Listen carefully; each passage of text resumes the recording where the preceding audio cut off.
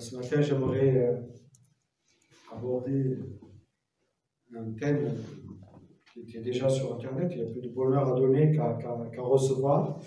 J'espère que pour nous, c'est une réalité.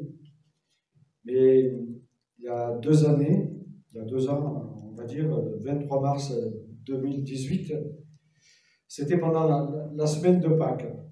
Et pendant cette semaine de Pâques, un terroriste islamiste s'est lancé dans une course meurtrière à travers la ville de Trèbes. Donc, c'est dans le sud-est, le sud-est de la France, avant de se retrancher dans un hypermarché, un Super U, pour ne pas faire la pub, et aux portes de la ville, en fait.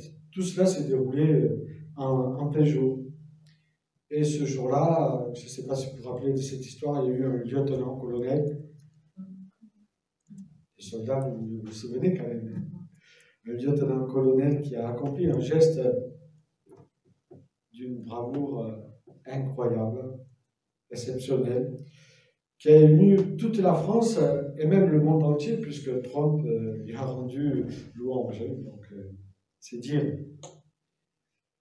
Le terroriste avait pris une personne qui s'appelait Julie en otage, et Arnaud Beltrame, lui, s'est livré à son bourreau, les mains nues. Il a donné ses armes à l'homme pour lui donner confiance, en échange de la liberté de la jeune caissière.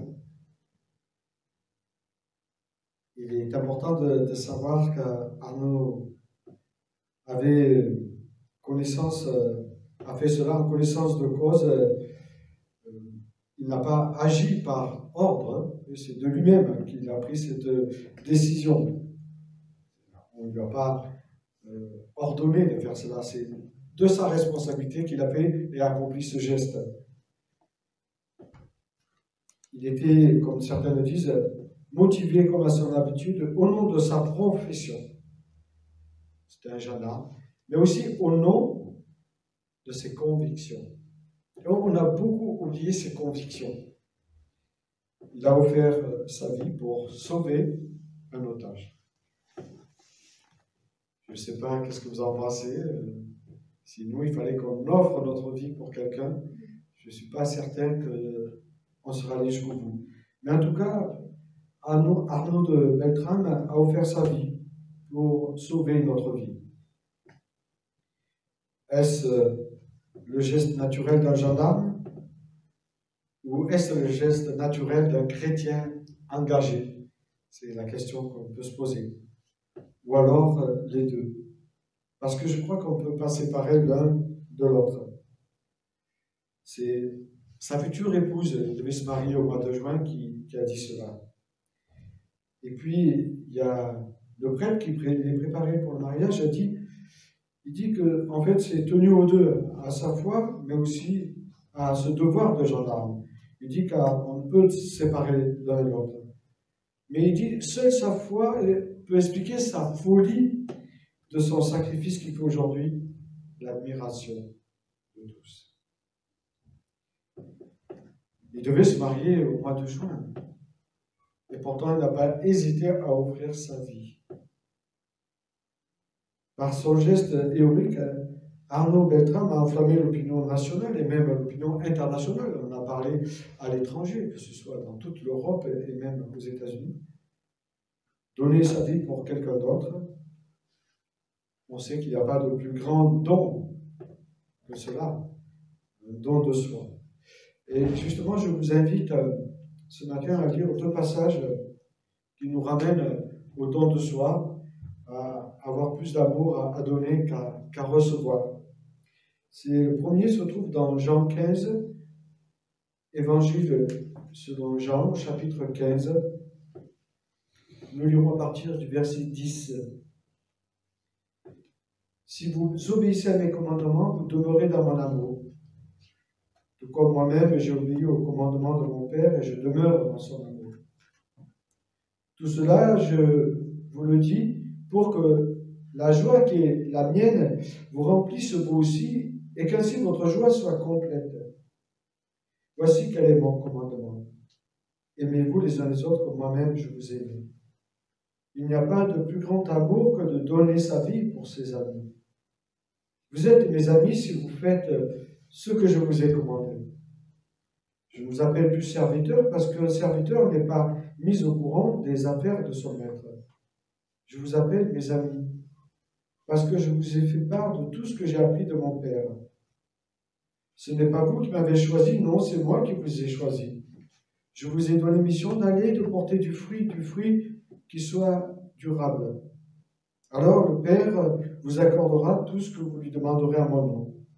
Voici donc ce que je vous commande, aimez-vous les uns les autres.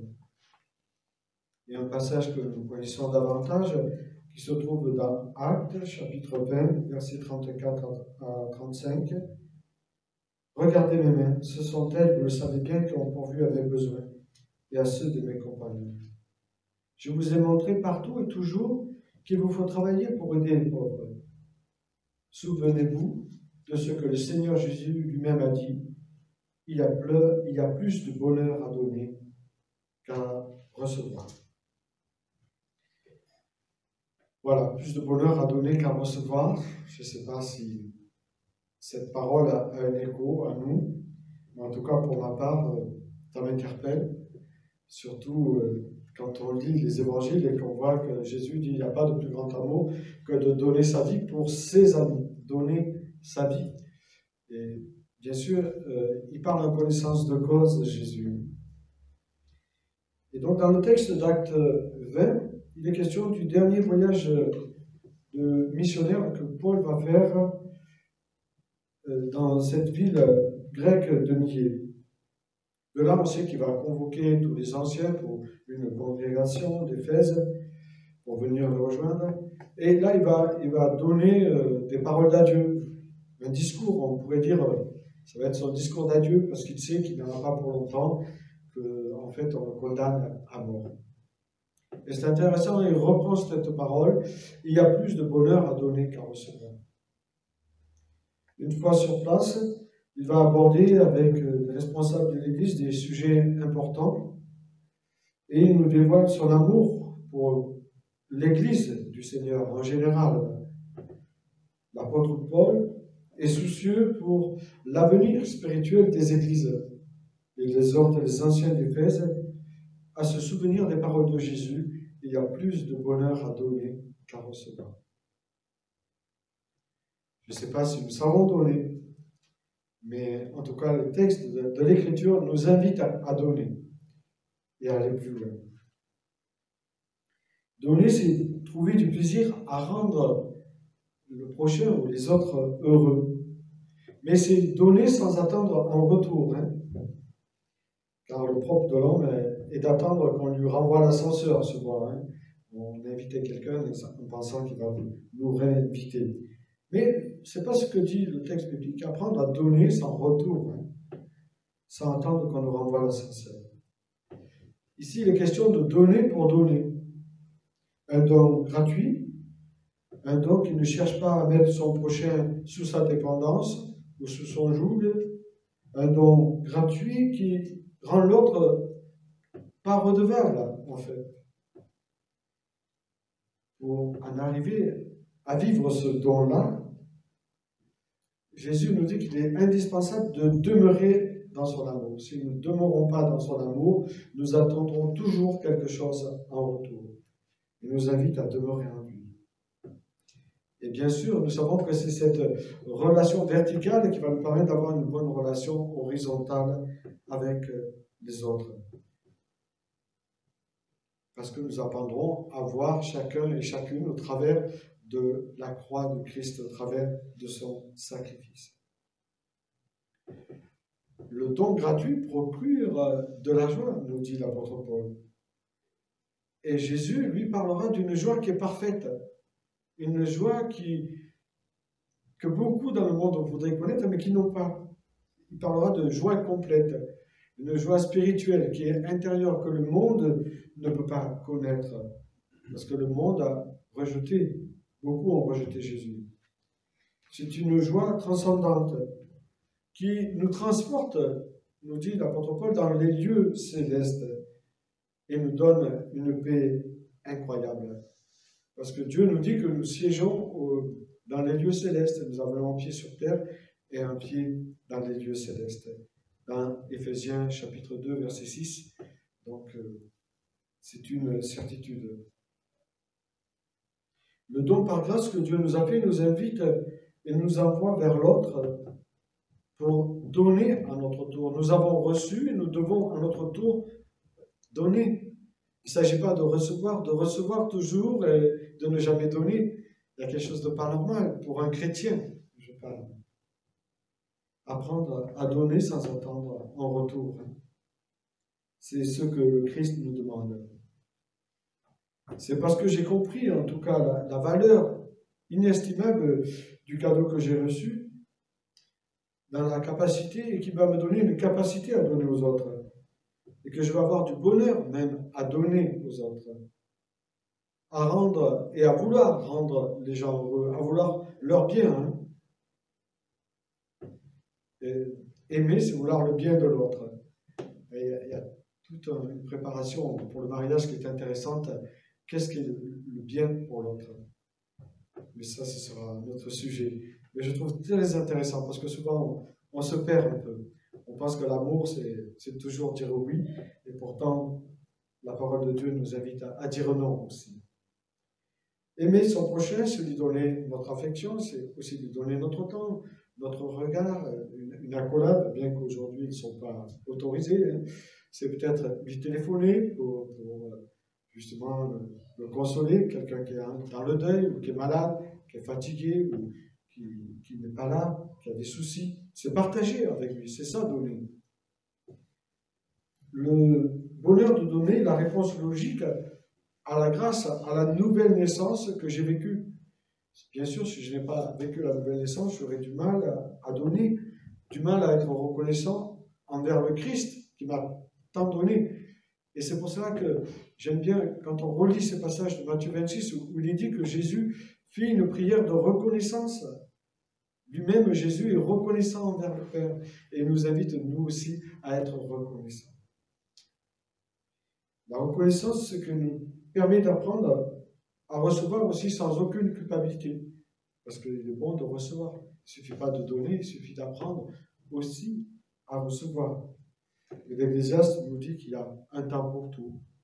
Il y a un temps pour recevoir, mais il y a aussi un temps pour donner. Et donc, il reprend, il y a un temps pour donner et un temps pour recevoir. Mais l'amour dans l'Écriture, ce n'est pas seulement donner. Ça va au-delà, si on s'arrête sur les textes, c'est se donner. En fait. Se donner au Christ. Et là, je crois que parfois ça peut coincer. Se donner complètement. Donner sa vie pour le Christ. Est-ce que nous sommes prêts à donner notre vie pour le Christ? Et pourtant, aujourd'hui, encore, dans beaucoup de pays, des pays intégristes, des pays totalitaires, des chrétiens donnent leur vie pour le Christ. Et c'est pour cette raison que l'apôtre Paul prépare l'église d'Éphèse à des difficultés futures qu'ils vont devoir rencontrer. Et il avertit les disciples qui vont devoir donner leur vie. Et à maintes reprises, Jésus l'a dit, s'ils m'ont persécuté, ils vont vous persécuter. Ne croyez pas qu'ils seront plus tendres avec vous qu'avec moi. S'ils m'ont persécuté, ils vous persécuteront. Et je reviens sur Arnaud Beltrame, où sa fiancée Marielle s'exprimait ainsi. Elle dit, on ne peut comprendre son sacrifice si on le sépare de sa foi personnelle. C'est le geste d'un gendarme, mais le geste d'un chrétien, dit-elle. Pour elle, les deux étaient liés. On ne peut pas séparer l'un de l'autre. Oui, Arnaud de Beltrame, quelques mois avant qu'il donne sa vie, avait fait une préparation au mariage, et quelques mois avant, il avait fait une expérience spirituelle. Cette expérience lui donnait de vouloir aller de l'avant et d'aimer son prochain, même jusqu'à donner sa vie. La preuve, il est allé au bout de ce que disait l'Écriture. Mais ce qui est un peu triste, je trouve, c'est si Arnaud a reçu du chef de l'État et autres un hommage remarquable, même un hommage grandiose, on peut dire, hein, quand ils ont pris la parole lors de ces obsèques. Ils ont exprimé brillamment les qualités de cet homme, son remarquable sacrifice. Le regret est qu'au nom de la laïcité, ils ont occulté ses motivations chrétiennes. Volontairement, certainement. Mais c'est dommage parce que si les lois nous disent qu'il y a séparation entre l'Église et l'État, les lois nous invitent aussi au respect de l'un et de l'autre, et pas à l'ignorance de l'un et de l'autre. C'est un oubli au nom de la laïcité irresponsable, je dirais. Un oubli laïcard qu'on appelle, parce que ça va au-delà de la laïcité. La laïcité, c'est le droit de vivre sa foi et de dire sa foi, où que nous soyons. L'amour de Dieu, c'est donner sa vie pour les autres, comme le Christ lui-même l'a fait pour nous. Il nous est dit dans 1 Colossiens, alors que vous étiez ennemis, le Christ a donné sa vie pour vous. C'est pas parce que nous sommes des gens gentils, hein, parce qu'au fond de nous, si on gratte, je ne suis pas certain qu'on soit si gentil que ça. Mais non, le Christ a donné sa vie alors qu'on était ses ennemis, et il a fait de nous ses amis ensuite. Mais ce n'est pas parce qu'on est des amis qu'on devient un enfant de Christ. Non, alors qu'on était ennemis, il est venu nous chercher, il a fait de nous ses amis. Et ça, c'est formidable. Et si nous sommes ses enfants, il nous invite à marcher dans ses pas, hein, à faire comme lui, malgré les épreuves, les obstacles de la vie que nous pouvons rencontrer tous les jours. Et je reviens à Arnaud de Beltrame, qui est mort la semaine de Pâques. Cela nous ramène à la mort de Jésus. Jésus est mort la semaine de Pâques. Il est mort, comme je l'ai lu au début, dans Isaïe 53, 800 ans avant. C'était prévu que le Christ allait mourir pour nous, qu'il allait porter nos blessures, qu'il allait porter nos maladies, qu'il allait porter nos malédictions à la croix. C'est écrit 800 ans avant. Jésus dit, on ne m'ôte pas la vie, mais je la donne, je la donne. Jésus a donné sa vie, on ne lui a pas ôté. Et c'est dans la semaine de Pâques.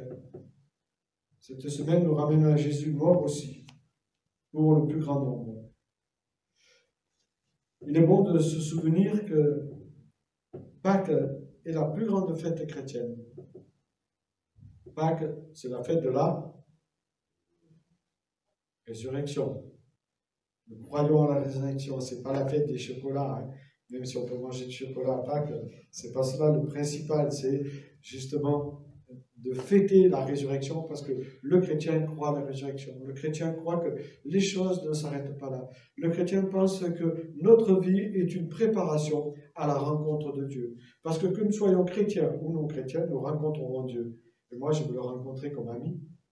Il est devenu mon ami. J'ai mis du temps, j'ai cheminé, j'ai réfléchi, mais le jour où j'ai accepté, Jésus est devenu mon ami. Et il veut devenir l'ami de tous ceux envers qui il se manifeste. Pâques, c'est le don de la vie de Christ pour sauver ceux qui se confient en lui, qui l'acceptent comme Seigneur. Jésus a dit, qui sauve sa vie la perdra, et qui perd sa vie à cause de moi ou l'un de mes frères la sauvera. Et il a ajouté, bien sûr, ces paroles de Luc sont reprises, hein. Ces paroles de Jésus, il y a plus de bonheur à donner qu'à recevoir. Et Jésus ouvre les bras encore aujourd'hui pour accueillir ceux et celles qui veulent venir à lui, ceux et celles qui sont peut-être dans le doute. Hein. Pour le chrétien, la vie et la mort a un autre sens que pour le non-chrétien. Car j'ai dit, nous croyons à la résurrection, nous croyons au retour du Christ. Et pour moi, il est bouleversant d'entendre le témoignage de cette jeune femme, Marielle, qui a accueilli ce drame dans sa vie sans aucun esprit de vengeance. On lui a enlevé celui avec qui elle devait se marier quand même. Elle avait tout prévu. Mais elle n'a pas eu de vengeance. Elle a dit à des journalistes, après cet attentat, le mérite d'Arnaud, c'est d'avoir fait oublier le visage du terroriste, effacé par les siens. Elle a poursuivi en disant du terroriste, n'écrivez pas son nom, il ne le mérite pas. Nous pouvons dire, nous aussi, que le Christ, lui aussi, a fait oublier le visage de ceux qui l'ont condamné, de ceux qui l'ont crucifié. Car la croix nous ramène au Christ et non au nom de ses bourreaux. Nous n'avons pas le nom des bourreaux du Christ. Et l'évangéliste, justement, efface le nom des bourreaux pour présenter le Christ qui meurt sur la croix. Ceux qui ont écrit les évangiles n'ont pas tenu à ce qu'on cite le nom des assassins de Jésus. Mais ils ont retenu le nom de celui qui a sauvé par grâce l'humanité déchue. Et qui a fait de nous des porteurs de cette grâce pour justement la transmettre au plus grand nombre. Emmanuel, Dieu, est venu parmi nous à la personne de Jésus pour mourir sur une croix afin de nous donner la vie. Le Seigneur, en nous envoyant son Esprit Saint, a fait de nous ses amis. Il nous dit, nous sommes ses amis. Ça, c'est quelque chose de grandiose, être l'ami de Jésus. Et c'est son amour, cet amour agapé, ce terme agapé, qui est l'amour inconditionnel, un terme grec qui a été inventé parce qu'on ne savait pas comment décrire l'amour de Jésus, et donc on a donné ce mot agapé, amour inconditionnel. Cet amour agapé qui doit animer justement la vie du chrétien, car cet amour est la clé de notre foi. Sans amour, nous ne pouvons rien, nous ne sommes rien sans l'amour de Christ. Sans amour, il est impossible de porter du fruit durable à sa gloire. Aujourd'hui, j'invite le Seigneur qui mette à chacun de nous cet état d'esprit qui était en Christ, savoir donner, se donner avec joie pour notre prochain. Que le Seigneur nous donne sa force pour suivre l'exemple du Christ. Je vous invite à prier. Seigneur notre Dieu, nous voulons te dire notre reconnaissance. Reconnaissance parce que tu as donné ta vie pour nous. Reconnaissance parce que tu donnes ton amour à ceux qui t'acceptent et tu les animes de cet amour pour qu'à leur tour, ils aient cette folie de donner leur vie. Merci de nous rappeler, Seigneur, la croix. Merci de nous rappeler que nous sommes reconnaissants de tout ce que tu fais et de tout ce que tu nous donnes ici-bas. Nous te prions, Seigneur, que tu nous animes vraiment de ton Esprit Saint pour que nous soyons remplis de cet amour et qu'à notre tour, nous sachions le transmettre à ceux et celles qui ont besoin de ce grand amour. Au nom de Jésus-Christ. Amen.